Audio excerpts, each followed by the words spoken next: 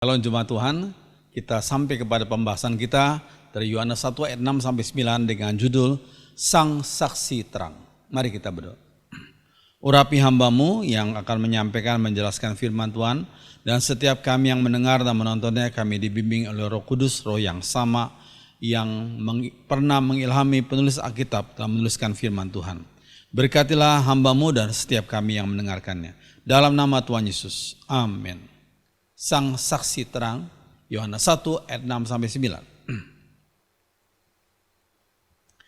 Oke, saya bacakan yang hitam, sudah baca yang biru. Datanglah seorang yang diutus Allah, namanya Yohanes.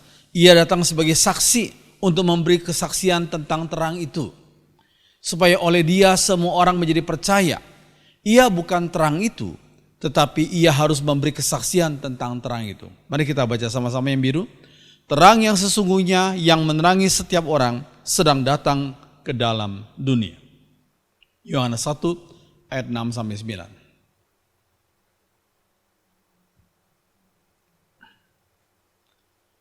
Ada 4 pertanyaan yang penting. Ini merupakan pertanyaan filosofi yang bersifat filsafat. Who am I? Siapa itu saya? Why am I here? Kenapa saya ada di sini? What should I do? Apa yang harus aku lakukan? Where do I go? Kemana aku akan pergi? So sekalian, ini 4 pertanyaan ini harus kalau bisa dijawab dengan benar, maka hidup seseorang akan menjadi berkat bagi banyak orang dan hidupnya berkenan di hadapan Tuhan. Tapi kalau tidak dijawab dengan benar, maka hidup orang itu akan berkeliling, nggak tahu kemana, ya, dan tidak ada arah tujuan yang penting. So sekalian, siapa saya?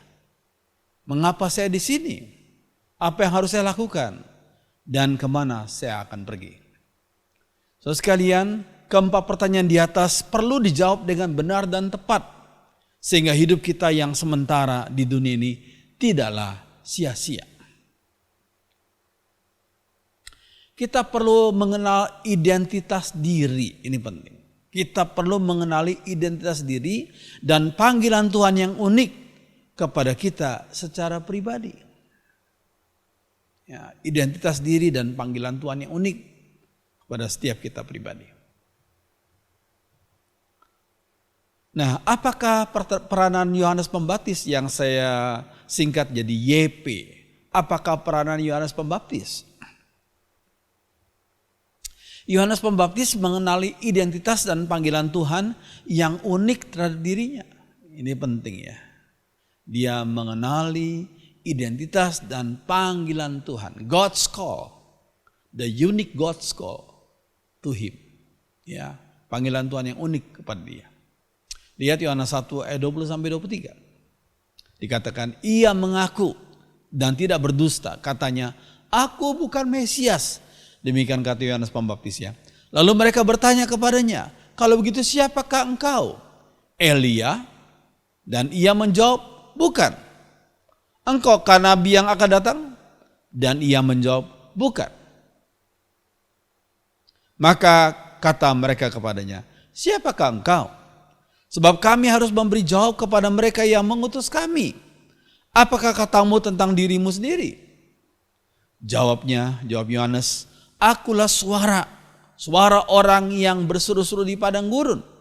Luruskanlah jalan Tuhan, seperti yang telah dikatakan Nabi Yesaya.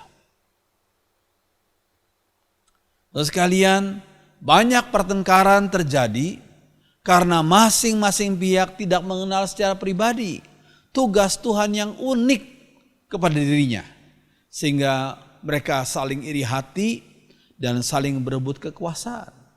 Ya, jadi masalah yang sebenarnya setiap orang perlu mengenali tugas yang unik. Ya, nggak perlu iri hati, ya, karena tiap orang dipanggil Tuhan secara unik, yang sesuai dengan kehendak dan rencana Tuhan. Kenali panggilan Tuhan yang unik kepada diri Anda dan penuhi panggilan itu dengan setia. Ya, kenali panggilan Tuhan, God's call in your life, ya, dalam kehidupanmu, dan penuhi panggilan itu dengan setia. Pribadi Yohanes Pembaptis menggenapi nubuat dalam Yesaya 40 ayat 3. Apa yang dikatakan Yesaya 40 ayat 3? Ada suara yang berseru-seru. Persiapkanlah di padang gurun jalan untuk Tuhan. Luruskanlah di padang belantara jalan raya bagi Allah kita. Jadi Yohanes Pembaptis menggenapi nubuat Yesaya 40 ayat yang ketiga ini. Persiapkanlah di padang gurun jalan untuk Tuhan. Luruskanlah di padang belantara jalan raya bagi Allah kita. Sekalian, Yohanes Pembaptis berfungsi sebagai saksi. Lihat ayat yang ketujuh, saksi. Ya. Nah, sekalian, Jesus is the faithful witness. Yesus adalah saksi yang setia. Terlalu banyak orang menjadi saksi di dunia ini, tapi saksi yang setia adalah Yesus yang paling setia. Dan setiap manusia kalau mau jadi saksi harus melihat contoh dan teladan Yesus itu. Saksi itu adalah tugas yang mulia. Karena Tuhan Yesus juga disebut sebagai saksi yang setia. Jadi kalau saudara sebagai umat Tuhan dipanggil sebagai saksi-saksi Tuhan, maka itulah tugas yang mulia. Sebab Tuhan kita Yesus juga disebut sebagai saksi yang setia. Nah, saudara sekalian, seorang saksi biasanya perlu disumpah lebih dahulu sebelum ia menyampaikan kesaksiannya dalam pengadilan. Supaya apa yang diucapkan di pengadilan itu benar. Sehingga dia disumpah dulu. Diingatkan bahwa apa yang dia katakan itu, yang diucapkan di depan hakim itu, dikatakan dengan benar karena dikatakan di hadapan Tuhan. Dia bersumpah. Ya. Jadi maksud sumpah itu agar sebagai saksi ia harus mengatakan dengan sebenarnya apa yang dilihat dan didengarnya. Enggak boleh dikarang sendiri. Tapi dengan dikatakan apa yang dilihat dan yang didengarnya itu. Ya. Nah, kata saksi itu dari bahasa Yunani mempunyai kata martus. Martus itu artinya saksi. Lalu dari kata martus muncul kata martir.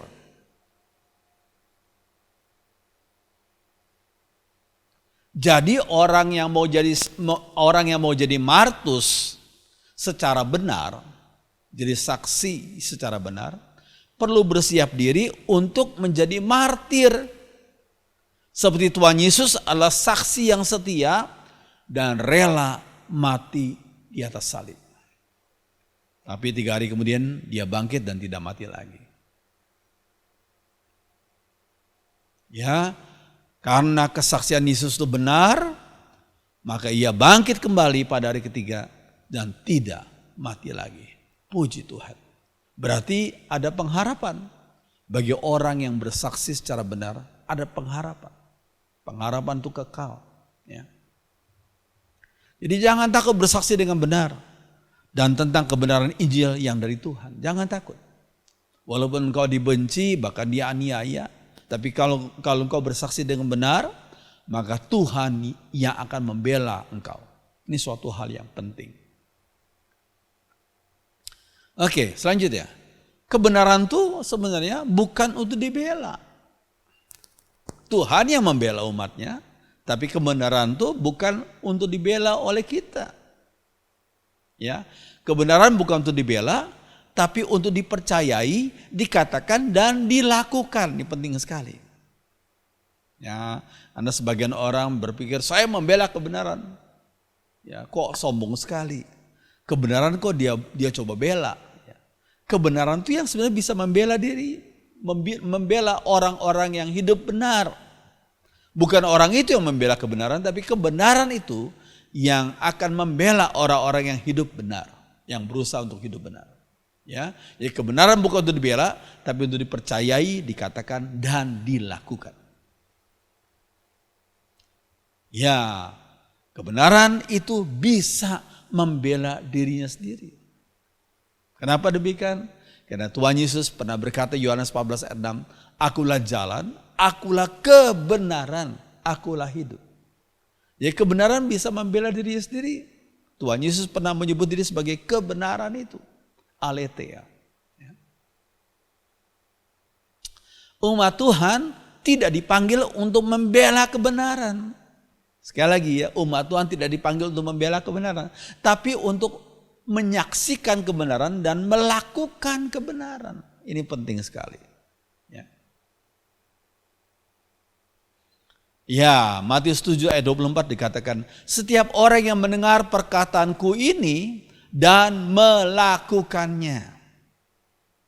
Ya, melakukannya. Ia sama dengan orang yang bijaksana yang mendirikan rumahnya di atas batu. Jadi kita perlu jadi orang yang baca kebenaran, dengar kebenaran, dan melakukan kebenaran. Puji Tuhan.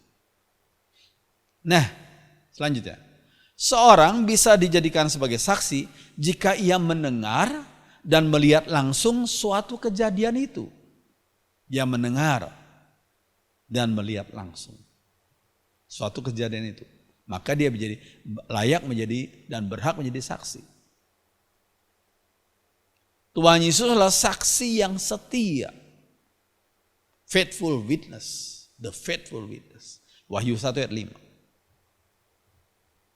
Kesaksian Yesus tentang Allah Bapa dan kesaksian Yesus tentang surga sangat-sangat bisa dipercayai. Karena Yesus adalah Sang Firman yang datang dari surga. Ini berbeda dengan manusia yang lain semuanya. Manusia itu lahir di bumi, tapi Yesus datang dari surga. Ya, Sang Firman itu dari surga menjelma menjadi daging dalam diri Yesus. Sang Firman menjadi daging. The Word became flesh. Ya. Oke. Yesus pernah berkata, aku datang dari Bapa dan aku datang ke dalam dunia. Aku meninggalkan dunia pula dan pergi kepada Bapa. Luar biasa ya. Gak ada seorang pun di dunia ini yang berani ngomong seperti itu. Ya, hanya Yesus. Aku datang dari Bapa. Dari atas. Aku datang ke dalam dunia. Ya, dari surga datang ke dunia. Aku meninggalkan dunia ini pula dan pergi kepada Bapa. Puji Tuhan. Yohanes 16 ayat 28. Ya. Banyak perkataan Yesus termasuk ayat di atas itu tidak pernah dan tidak berani diucapkan oleh manusia lain. Termasuk para nabi dan para rasul lain. Gak ada yang berani. Sebab manusia lahirnya di bumi. Ya, lahir di bumi. Ya, manusia dari bumi ini. Tapi Yesus beda. Ya. Sang Firman itu dari surga menjelma dalam bentuk daging, dalam bentuk manusia. Oke. Sebelum pelayanan Yohanes Pembaptis dimulai, sudah selama 400 tahun bangsa Israel tidak diberi nubuat oleh Tuhan. Nah, dalam bahasa Inggris dikatakan 400 years, 400 silent years. 400 tahun adalah tahun yang sepi. Karena apa? Yang senyap, karena nggak ada nubuat. Dari kitab Maliaki itu, ya, sampai kelahiran Yesus sekitar 400 tahun. Dan selama itu nggak ada nubuat lagi.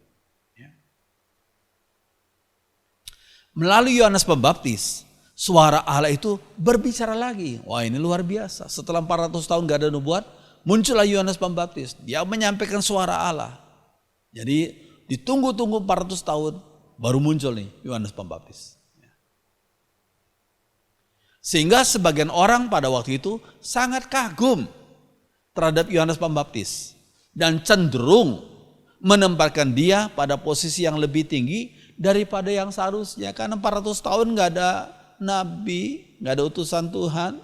Sekarang muncul Yohanes Pembaptis sehingga sebagian orang ya begitu kagum dan menempatkan Yohanes pada posisi yang lebih tinggi daripada yang seharusnya.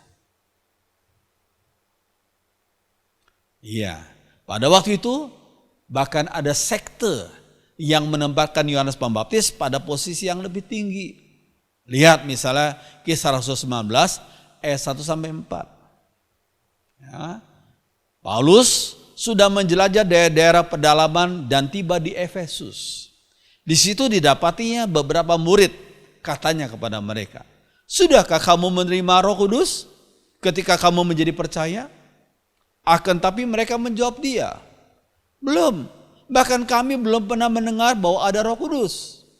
Lalu kata Paulus kepada mereka, "Kalau begitu, dengan baptisan manakah kamu telah dibaptis?" Jawab mereka, "Dengan baptisan Yohanes." Ini murid-murid Yohanes Pembaptis ya. Kata Paulus, baptisan Yohanes adalah pembaptisan orang yang telah bertobat. Dan ia berkata kepada orang banyak bahwa mereka harus percaya kepada Dia yang datang kemudian daripadanya, yaitu Yesus. Puji Tuhan. Puji Tuhan. Akhirnya murid-murid Yohanes Pembaptis itu menerima Tuhan Yesus sebagai juru selamat pribadi mereka. Puji Tuhan. Ya, di kota Efesus itu Paulus datang kepada sekelompok orang yang hanya tahu baptisan Yohanes Pembaptis. Dan itu, kalau sudah lihat dalam peta itu ada bagian namanya negara Turki, ya daerah Turki, dan salah satu kotanya adalah Efesus. Lihat tanda panah hijau. Ya. Rasul Paulus tahu ada sekelompok orang yang memberi Yohanes Pembaptis tempat mengambil posisi yang seharusnya diberikan kepada Kristus saja.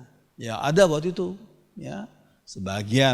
Sekelompok orang yang memberi Yohanes Pembaptis tempat, ya. Bahkan tempat posisi Yohanes Pembaptis mengambil posisi yang sebenarnya yang seharusnya diberikan kepada Kristus saja. Tapi puji Tuhan mereka akhirnya bertobat. Ya, dan mereka memberikan posisi yang khusus tuh kepada Tuhan Yesus. Ya, puji Tuhan. Ya, walau posisi Yohanes Pembaptis cukup tinggi dan penting, tapi ia tetap di bawah posisi Kristus. Ya, yang adalah Tuhan dan juru selamat. Jadi Yohanes Pembaptis posisinya di bawah daripada Kristus yang adalah Tuhan dan juru selamat. Yohanes Pembaptis bukanlah sang terang itu, tetapi sebagai saksi dari terang itu. Witness. Jadi Yohanes Pembaptis bukanlah terang itu, tapi sebagai saksi. Ya, dikatakan dalam Yohanes 1 ayat 8, ia yaitu Yohanes Pembaptis bukan terang itu. Tapi ia harus memberi kesaksian tentang terang itu. Bahkan Yohanes Pembaptis menolak dengan tegas. Dia menolak dengan tegas sebab dia tahu identitas dirinya. Ia menolak dengan tegas disebut sebagai Kristus. Dia menolak.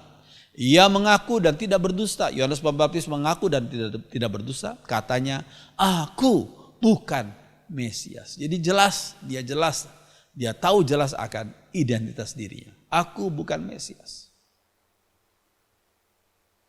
Yohanes Pembaptis mengenal identitas dan fungsi pribadinya, tugas pribadinya.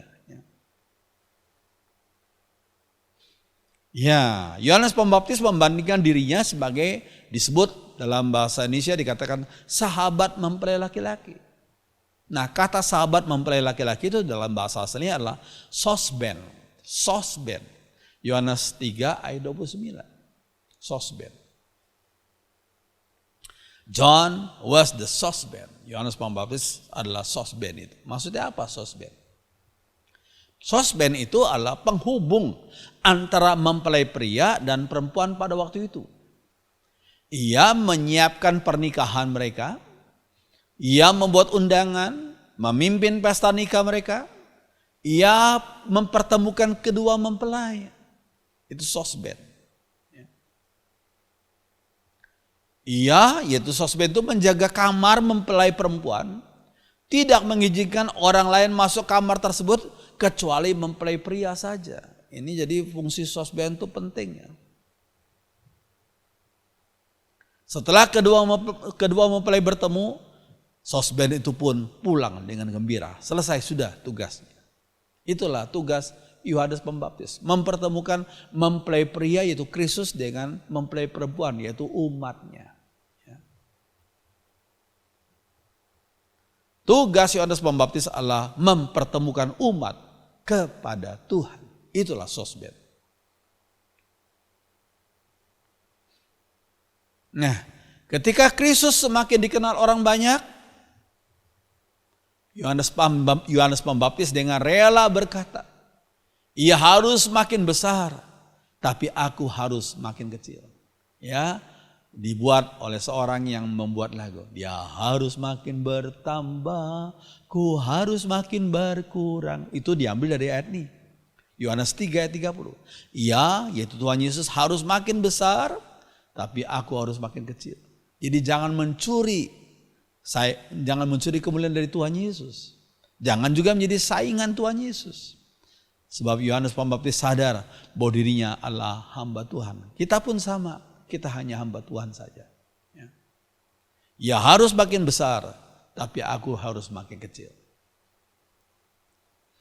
Kenali, syukuri, dan hargai identitas serta panggilan terhadap dirimu yang unik itu. Seperti Yohanes Pembaptis, dia mengenali identitas dirinya dan panggilan terhadap dirinya. Ya. Jangan merebut kemuliaan dari Tuhan, gak boleh. Kebiasaan orang berdosa adalah menilai diri lebih rendah daripada yang seharusnya. Itu disebut dengan minder. Ada sebagian orang yang minder. Kenapa? Menilai diri lebih rendah daripada yang seharusnya. Atau terbalik, menilai diri lebih tinggi daripada yang seharusnya. Yang disebut dengan sombong. Gak boleh kita sombong, gak boleh kita minder. Tapi kenali diri sesuai dengan apa yang Tuhan mau kita menjadi seperti apa. Kenali diri apa adanya. Ya, jangan minder dan jangan sombong. Oke, perkataan Yohanes Pembaptis adalah, ia harus makin besar tapi aku harus makin kecil. Yohanes 3 ayat 30. Mengingatkan kita tidak boleh menempatkan seorang hamba Tuhan lebih tinggi atau setara dengan Tuhan Yesus, nggak boleh. Walaupun hamba Tuhan itu terkenal, khotbahnya luar biasa, sangat berjasa, nggak boleh kita menambahkan orang itu lebih tinggi dari Tuhan Yesus, ataupun nggak boleh dibuat setara dengan Tuhan Yesus. Semua kita adalah hamba-hamba Tuhan, hambanya Tuhan. Mereka hanya sebagai instrumen, alat-alat dari Tuhan saja. Nggak boleh kita tempatkan lebih tinggi atau setara dengan Tuhan Yesus. Mereka hanya sebagai bejana atau periuk dari tanah liat saja. Ya. Jadi nggak boleh sombong. Ini bagus ini, the potter and the clay. Ya, bejana tanah liat, ya, dengan pencunannya, ya, pencunan. Yeremia 18 ayat 4 bagus itu. Apabila periuk yang sedang dikerjakannya itu kurang sempurna, ia, yaitu pencunan itu, mengerjakannya kembali menjadi periuk yang lain sesuai dengan yang dikehendakinya. Sesuai dengan yang dikehendakinya. Ya, Yeremia 18 ayat 4. Bagus ini lagu bahasa Inggris. Have thine own way, Lord. Kehendak Tuhan laksanakan. Ku tanah liat, kau penjunan. Bagus ya lagu itu. Bukti penting dari seorang nabi, ini penting sekali. Dua bukti ini, dua hal. Ya, pertama, seorang layak disebut sebagai nabi karena dia mengucapkan nubuat. Dan nubuat itu ditepati. Bukan sekedar ramalan yang bisa gagal, tapi nubuat itu pasti ditepati. Dan yang kedua, seorang bisa disebut sebagai nabi jika ada mujizat-mujizat yang dilakukannya dalam nama Tuhan. Ya, jadi harus ada nubuat dan harus ada mujizat yang dilakukannya dan benar terjadi karena dilakukan atas nama Tuhan. Ulangan 18 ayat 22 bagus ini. Kalau seorang nabi berbicara atas nama Tuhan, tetapi apa yang dikatakan itu tidak terjadi, maka ramalan itu bukan dari Tuhan. Ya, berkata dengan nubuat. Kalau sampai nggak terjadi itu namanya bukan nubuat tapi lu buat. Ya. Nabi itu berbicara atas namanya sendiri dan kamu tidak usah takut kepadanya. Tentang mujizat apa? Keluaran 7 ayat 10 sampai 12. Harun melemparkan tongkatnya ke tanah di depan raja dan para pegawainya. Lalu tongkat itu berubah jadi ular. Mereka, yaitu ahli tenung itu, melemparkan tongkat mereka ke tanah dan tongkat-tongkat itu berubah jadi ular juga. Nah, sama-sama jadi ular. Lalu bagaimana? Tongkatnya Harun jadi ular, tongkatnya tukang tenung itu jadi ular. Cuma terakhir dikatakan apa? Tetapi tongkat Harun menelan tongkat mereka. Jadi kuasa Tuhan pasti lebih tinggi, lebih hebat daripada kuasa lainnya. Puji Tuhan. Ya. Oke. Yohanes Pembaptis juga bukanlah seorang nabi. Sekali lagi, Yohanes Pembaptis bukanlah seorang nabi. Kenapa dikatakan demikian? Yohanes Pembaptis tidak pernah melakukan mujizat. Lihat Yohanes 10 ayat 41. Mereka berkata, Yohanes, yaitu Yohanes Pembaptis, tidak melakukan keajaiban-keajaiban. Ya. Jadi dia bukan seorang nabi. Yohanes Pembaptis diberikan tugasnya khusus untuk menyiapkan jalan bagi kedatangan Sang Mesias. Itu tugasnya dia. Ya. Memang setiap hamba Tuhan diberikan peran yang unik sesuai dengan misi dari Tuhan. Peran yang unik sesuai dengan misi dari Tuhan. Rencana Tuhan apa. Ya. Tidak perlu iri hati antara sesama hamba Tuhan.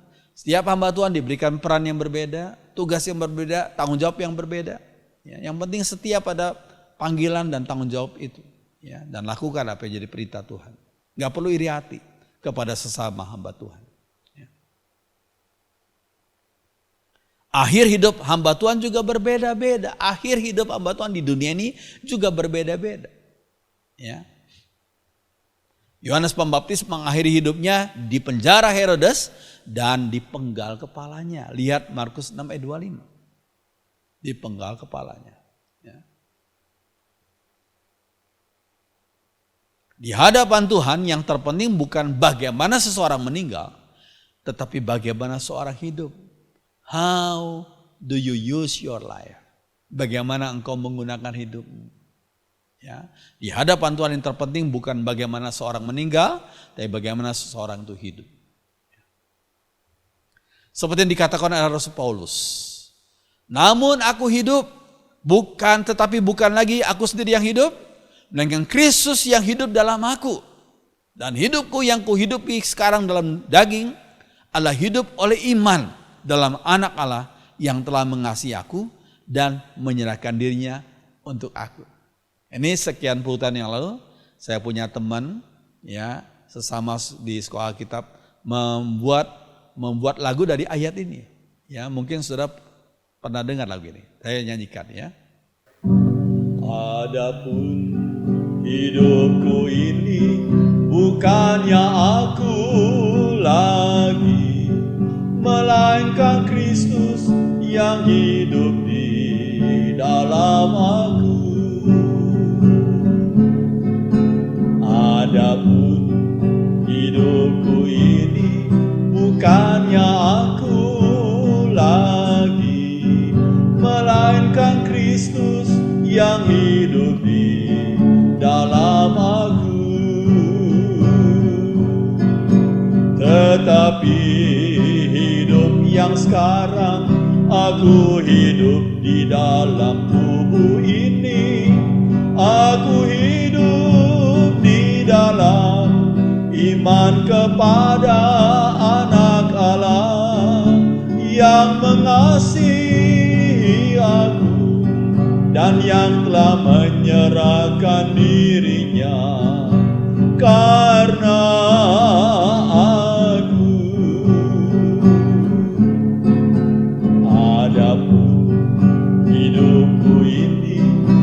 bukannya aku lagi, melainkan Kristus yang hidup di dalam aku.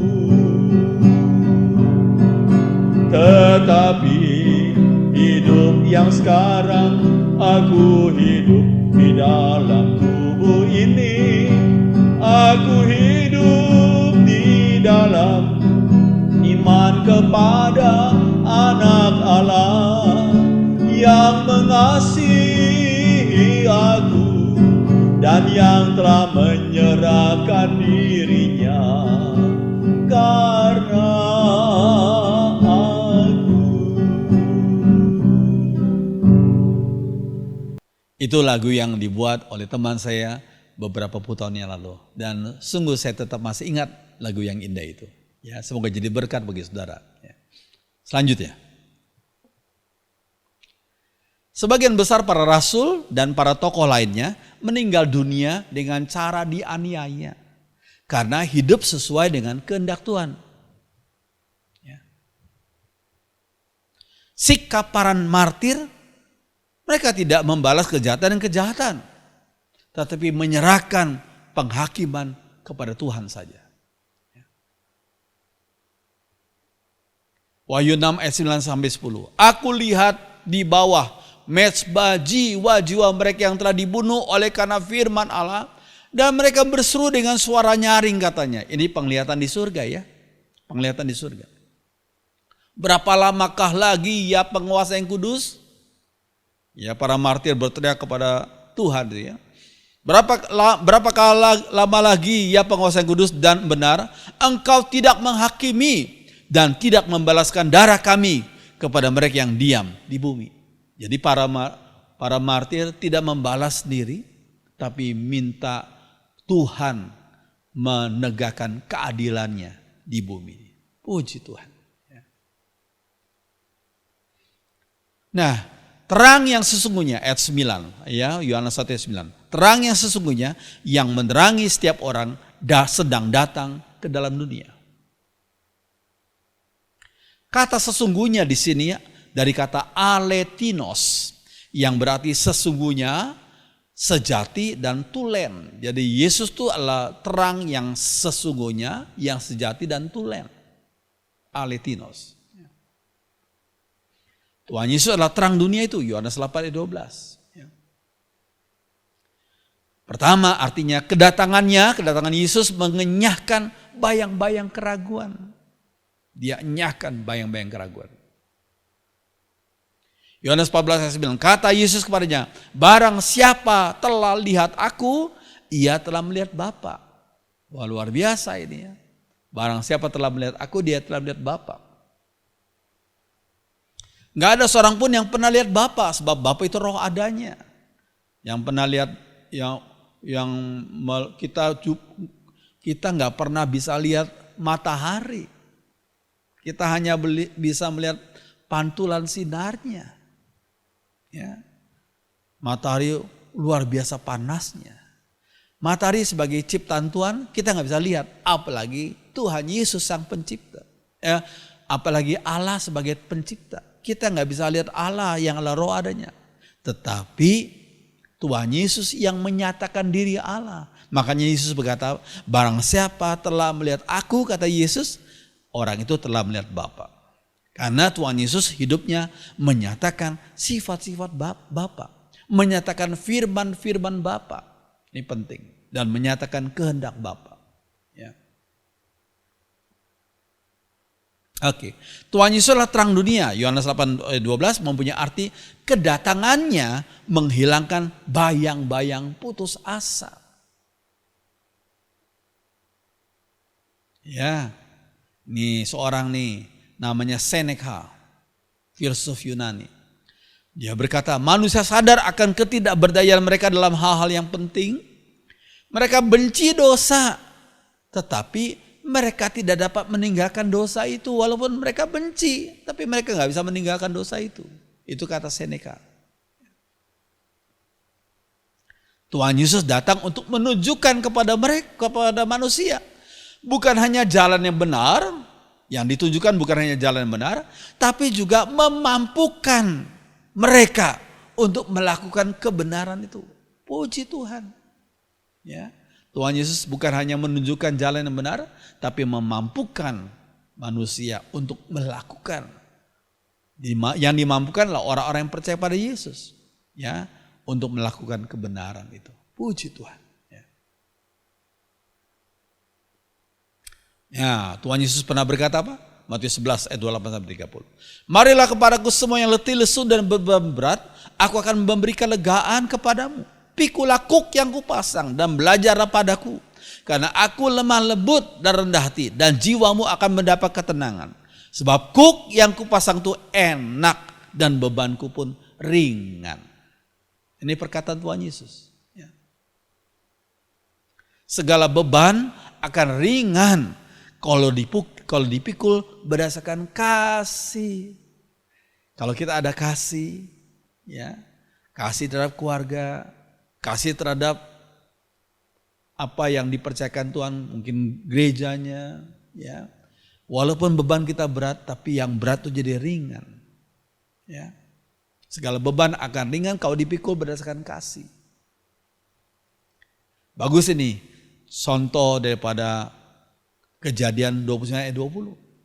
Jadi bekerjalah Yakub 7 tahun lamanya untuk mendapatkan Rahel itu.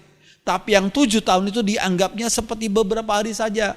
Karena cintanya kepada Rahel. 7 tahun. Ya.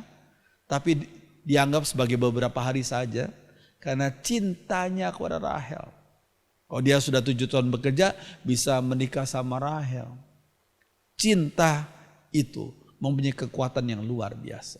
Ya, kalau kita melayani Tuhan dengan cinta kasih kepada Tuhan dan kepada sesamanya, beban itu kita anggap ringan saja. Puji Tuhan. Ya. Tuhan Yesus adalah terang dunia, Yohanes 8 ayat 12. Mempunyai arti kedatangannya menghilangkan kegelapan dari kematian. Kegelapan dari kematian. Bagi mereka yang tidak percaya Yesus, kematian adalah pintu gerbang menuju hukuman di neraka. Ini pentingnya. Bagi mereka yang tidak percaya Yesus, kematian adalah pintu gerbang menuju hukuman di neraka. Tapi bagi mereka yang percaya pada Yesus, kematian adalah pintu gerbang menuju kemuliaan yang kekal. Oh, puji Tuhan.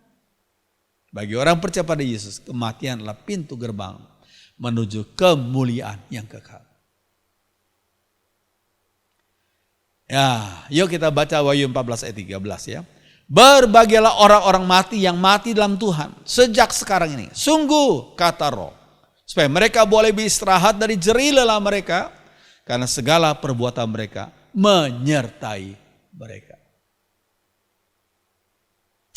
Amin.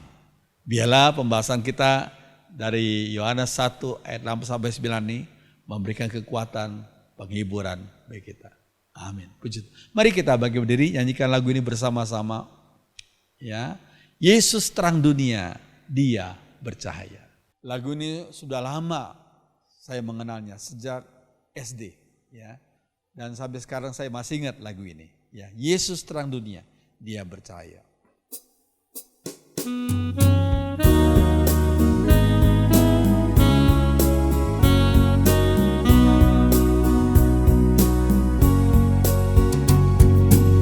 Yesus terang dunia, Dia bercahaya. Yesus terang dunia, Dia bercahaya. Yesus terang dunia, Dia bercahaya. Bercahaya dalam dunia yang gelap. Yesus terang dunia, Dia bercahaya. Yesus terang dunia, Dia bercahaya. Yesus terang dunia, Dia bercahaya. Bercahaya dalam dunia yang gelap. Bersama-sama. Yesus terang dunia, Dia bercahaya. Yesus terang dunia, Dia bercahaya. Yesus terang dunia, Dia bercahaya. Bercahaya dalam dunia yang gelap. Bercahaya. Bercahaya bercahaya dalam dunia yang gelap. Sekali lagi, bercahaya. Bercahaya dalam dunia yang gelap.